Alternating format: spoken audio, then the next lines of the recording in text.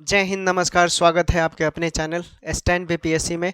मैं फिर से एक बार आ चुका हूं आप लोगों के बीच एक नए अपडेट। बहुत बड़ी अपडेट है ये, और वीडियो के अंत तक बने रहिएगा, सारा डाउट क्लियर कर देंगे। चूँकि मैं जो भी वीडियो बनाता हूँ रिसोर्स के मुताबिक जानकारी प्राप्त कर कर सोर्सों से ही लेकर बनाता हूँ, और मेरे पास कुछ जो जानकारी मिली है और जो मैंने पूछताछ किया है कुछ लोगों से, उसके बाद आप लोगों को बता दूंगा। और रही बात एलपीए की, इसमें क्या होता है, ये क्या है, कितने दिन में सुनवाई हो जाएगा, सारे लोगों के दिमाग में एक ही प्रश्न हो रहा है, कितने दिन में सुनवाई होगा, कब होगा। ये सारे एलपीए के बारे में लोग ऐसे ही मुंह उठाकर बोल देते हैं, हालांकि मैं इसे क्लियर कर देता हूँ ये क्या है, इसका प्रयोग क्यों करते हैं, इसकी स्थापना कब हुई, क्यों बनाया गया। ठीक है, ये सारी चीज़ों पर हम बताएंगे और पूरा अंत तक बने रहिएगा। बस 2 से 4 मिनट में सारे डाउट क्लियर कर देंगे। ओके, तो सेशन लेट किए बिना हम लोग शुरू करते हैं। देखिए, चूंकि एलपीए का मतलब होता है लेटर पेटेंट अपील। क्या होता है? Letter patent appeal. इसका मतलब क्या होता है अब समझिए। देखिए, इसका प्रयोग कब किया जाता है?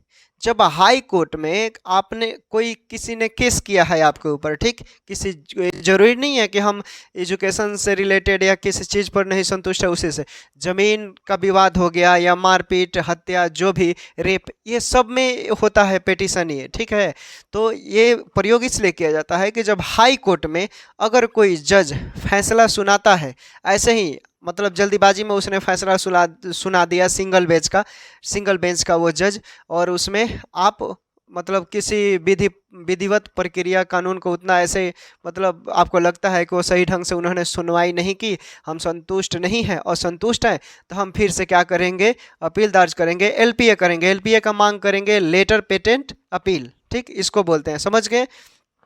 कोई सिंगल बेंच का जज जब वो सुनवाई करता है किसी फैसले पर और आप उससे संतुष्ट नहीं हैं, तो इसमें प्रावधान होता है कि आप हाई कोर्ट के सेम हाई कोर्ट में फिर सुनवाई करेंगे, अपील दर्ज करेंगे, या सुप्रीम कोर्ट में जाने से पहले एक बार आपको याचिका फिर से वहाँ नोटिस जारी करना पड़ता है हाई कोर्ट में। आप हालांकि सुप्रीम कोर्ट में भी जा सकते हैं, लेकिन सुप्रीम कोर्ट का जो रूल होता है वो काफ़ी अलग होता है और हाई कोर्ट का अलग होता है। हाई कोर्ट में जो दिनों की संख्या होती है वो कुछ और है, और सुप्रीम कोर्ट में दिनों की संख्या जो समय लगता है वो अलग है। अब आइए मुद्दे पर बात करते हैं। देखिए, चूंकि एलपीए ये बनाया गया था आपका 1865 ईस्वी में, ठीक, जैसे कि आपको मालूम है कि आईपीसी की जो धारा है इंडियन पेनल कोड, ये भी 1860 में बनाया गया था, ये 1865 में।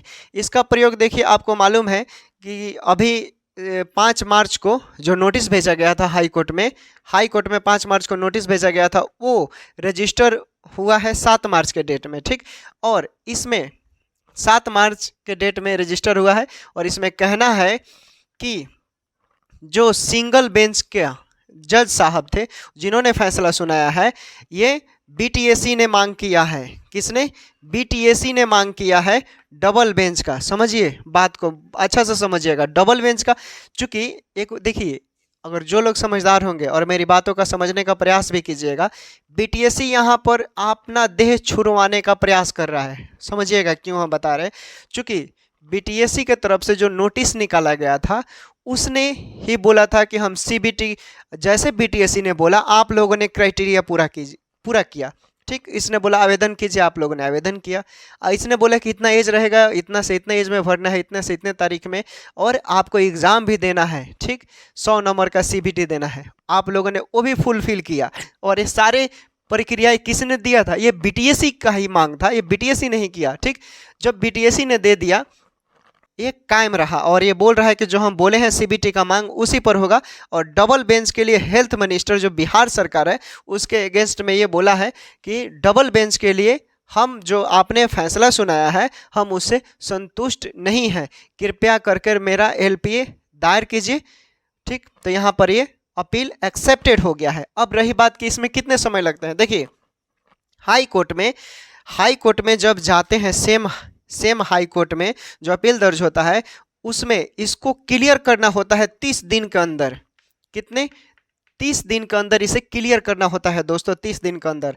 और यहाँ से भी, अगर यहाँ से भी कुछ सुनवाई नहीं होता है, जैसे सुनवाई तो होगा ही, अब इतना अपील हो गया तो इसमें डबल बेंच, देखिए ये हो गया सिंगल बेंच का जज। ठीक, और इसमें समझिए, हम समझा दे रहे हैं, और इसमें 1 से अधिक बेंच, एक से अधिक जज रहेंगे। तो ये अब इन्होंने जो जवाब दिया है सिंगल बेंच के जज ने, तो ये सारे लोग उनका जो पेपर है, डॉक्यूमेंट है, उसको जांच करेंगे और देखेंगे कि क्या इन्होंने संवैधानिक प्रक्रिया से जांच किया है, क्या इन्होंने संवैधानिक तरीके से भारतीय संविधान के अनुच्छेद, धारा, आईपीसी, सीआरपीसी के तहत इन्होंने सुनवाई किया है या नहीं किया है, इसकी जांच होगी। ठीक है। और यहाँ पर ये रहेंगे सिंगल बेंच के, जो सिंगल बेंच के जज है ये एक तरफ बैठेंगे, एक तरफ अकेला सिंगल, और इधर एक से अधिक। डबल बेंच में क्या होता है कि एक से अधिक जज रहते हैं।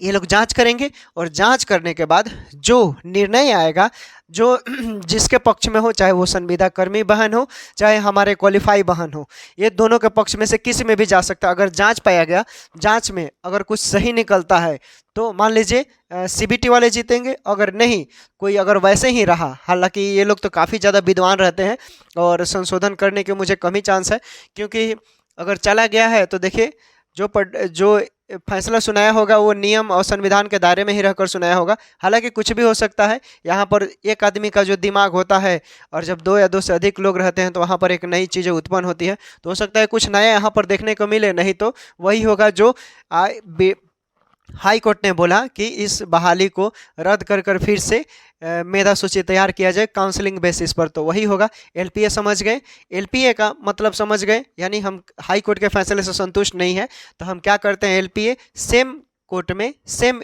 फाइल दर्ज करते हैं। ठीक। और यहाँ पर देखिए, यहाँ से कुछ नहीं सुनवाई होगा, यहाँ से भी आप संतुष्ट नहीं होते हैं तो आप कहाँ जाएंगे, आपके लिए भी ऊपर भी सुनवाई होगा। क्या बोलेंगे, सुप्रीम कोर्ट, सुप्रीम कोर्ट में जाएंगे, लेकिन सुप्रीम कोर्ट में रूल अलग होता है। यहाँ पर जो मान लीजिए जो सिंगल बेंच हो गए, ठीक, यहाँ पर सिंगल बेंच और फिर एक से अधिक बेंच जो हैं, तो ये सारे एक तरफ बैठेंगे, सारे एक तरफ, और जो सुप्रीम कोर्ट के जज होंगे वो एक तरफ, और यहाँ पर फिर फैसला होगा, काफ़ी रोचक हो जाएगा। और इसका जो समय सीमा है इसमें समझ लीजिए कि 90 दिन लग जाएगा आपका। कितना? 90 दिन। सुप्रीम कोर्ट में 90 दिन और हाई कोर्ट में 30 दिन। तो जितने भी हमारे एनएम सिस्टर है जो सीबीटी क्वालिफाई है या जो कॉन्टेक्ट बेसिस पर काम कर रही है बहुत सालों से, तो उनको अब 30 दिनों के अंदर इंतज़ार करना होगा, क्योंकि मुझे लगता है कि अब 30 दिनों के अंदर ये जवाब देना होता है, चाहे ये आचार संहिता लगे चाहे कोई भी लगे। ये एलपीए है तो एलपीए का ये रूल है कि 30 दिन के अंदर आपको सुनवाई करना है। सुनवाई नहीं करेंगे तो यहाँ पर जवाबदेही हो जाता है। फिर आगे सुप्रीम कोर्ट के लिए भी इनको सुप्रीम कोर्ट जांच करता, आपको मालूम है कि सुप्रीम कोर्ट सभी जो डिस्ट्रिक्ट जज, हाई कोर्ट हो गया, डिस्ट्रिक्ट कोर्ट हो गया, तो सबका जांच करता है और 30 दिन के अंदर जवाब देना पड़ जाएगा। तो उम्मीद है, आज कितना तारीख है आप लोगों का, तो इसके मुताबिक यानी आज से जो जितना तारीख है आप 30 दिन गिनना शुरू कर दीजिए। तो हमको लग रहा है कि अप्रैल 8 या 9 अप्रैल तक आपके इसके बीच में हो सकता है, 1 अप्रैल को आ जाए या इसी महीने में आ जाए। 30 दिन के अंदर किसी भी तरह सुनवाई करना होता है, इसमें तो करना होता है, समझ गए। और देखिए, चूँकि हमारे जो अभी 7 मार्च को एक बिहार के उप स्वास्थ्य सचिव जो थे, जिस दिन महिलाएं गई थी, एनएम सिस्टर क्वालिफाई लोग गए थे बीटीएससी ऑफिस में, जो मैंने वीडियो अपलोड किया है एक, उसमें जो अभी शुरू में जो बोल रहे हैं वो उप सचिव हैं, और उन्हीं से जो कुछ लड़कियां जो एनएम सिस्टर थी वो गई थी, और उन्होंने भी बोला, उस वीडियो में भी बोला है कि जो भी एएनएम सिस्टर का क्वालिफाई होगा, ये ज्वाइनिंग लेटर दिया जाएगा, मेरिट बनेगा, वो रिटन एग्जाम पर बनेगा। उन्होंने उप सचिव ने बोला है। और जो उप मुख्यमंत्री थे, स्वास्थ्य उप मुख्यमंत्री हमारे सम्राट चौधरी, उनका कहना है कि हमें क्वालिटी, बेहतर से बेहतर क्वालिटी नर्सिंग चाहिए। बेहतर से बेहतर क्वालिटी यानी क्वालिटी भाई ढूंढेंगे आप तो कुछ ना कुछ कराना पड़ेगा, कंपटीशन वगैरह, रिटन एग्जाम चाहे जो भी, तभी तो क्वालिटी ढूंढेंगे। ऐसे तो सभी किसी को जांचना बहुत मुश्किल हो जाएगा कौन है। तो यहाँ पर अब देख लीजिए, आप लोगों को अब इंतज़ार करने की ज़रूरत है। 30 दिनों का इंतज़ार कीजिए। 30 दिन के अंदर सुनवाई होता है एलपीए में। 30 दिन, कोई क्या बोल रहा है क्या नहीं कि कब सुनवाई होगा क्या नहीं, 30 दिन के अंदर ही सुनवाई होगा।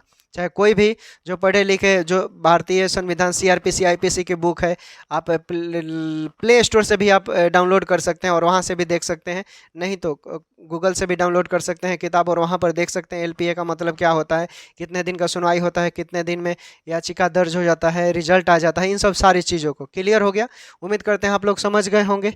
फिर हम मिलेंगे नए अपडेट के साथ और एक नए टॉपिक के साथ बीटीएससी से संबंधित, बीटीएससी एनएम इंस्ट्रक्टर, बीटीएससी से जितने संबंधित है हम उसका अपडेट देते रहते हैं इस चैनल से। इसलिए जो भाई बंधु जो भी हैं, आप चैनल पर नए होंगे तो सब्सक्राइब कर लीजिएगा, हम ताज़ा अपडेट देंगे। ओके, फिर मिलते हैं नए वीडियो में। टेक केयर, बाय बाय, अपना ख्याल रखें और पढ़ते रहें।